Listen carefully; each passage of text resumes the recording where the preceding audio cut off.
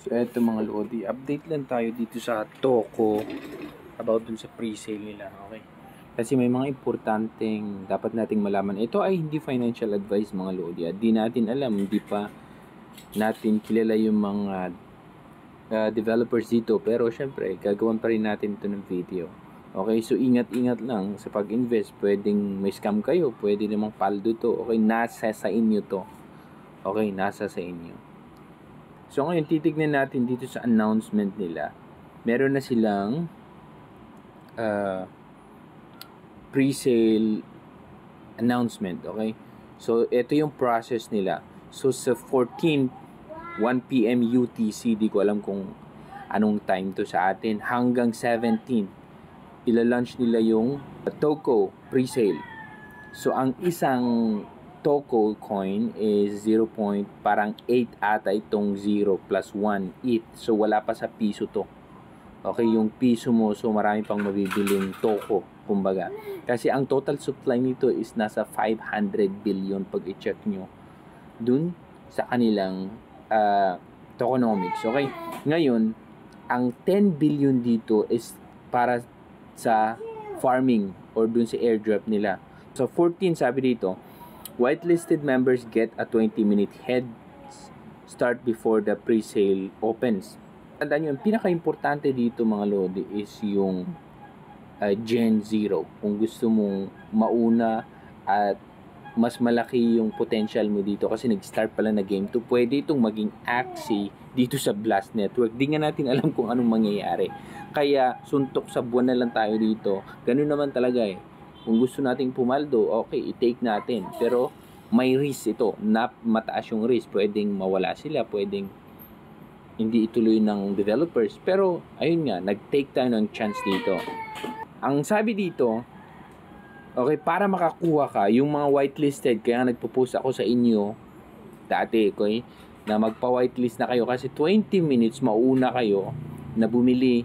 Mauna kayong bumili. Ngayon, ang maganda dito mga Lodi, pag naka-purchase ka ng 0.005 ETH, so equivalent to mga 1,000, sabihin mo lang 2,000.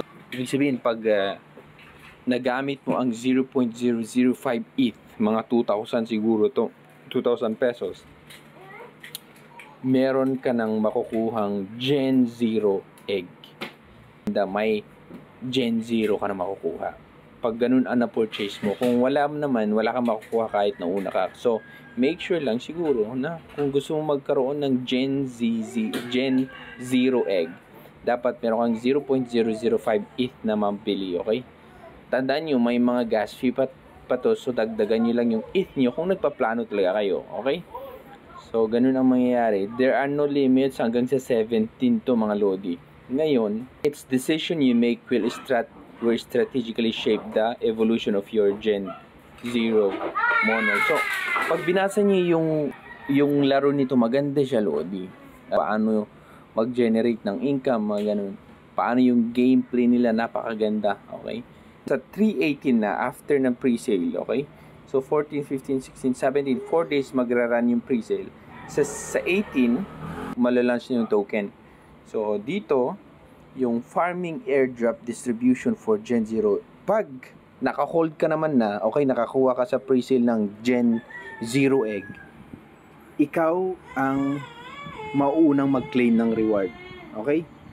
Sa 18, okay, after the pre-sale, ang mga holders ng Gen 0 ay una sila makakakuha ng kanilang reward, Toko, dun sa fina-farm natin, dun sa Twitter, okay? Ngayon, hindi mo lahat makukuha yun kasi may vesting period siya. So, round 1, 25% dun sa total ng Toko mo o yung reward mo. Sa 19 naman, distribution na sa lahat ng participants. Okay? So, ibig sabihin, lahat na is ma-release na yung 25% nila. Sa 20, malalunch na yung game. So, sa 25 naman, eto na ma-unlock yung 25%, another 25% dun sa kanyang reward. So, 50% na ma-unlock, okay, sa atin. Pero sa 25 yung next.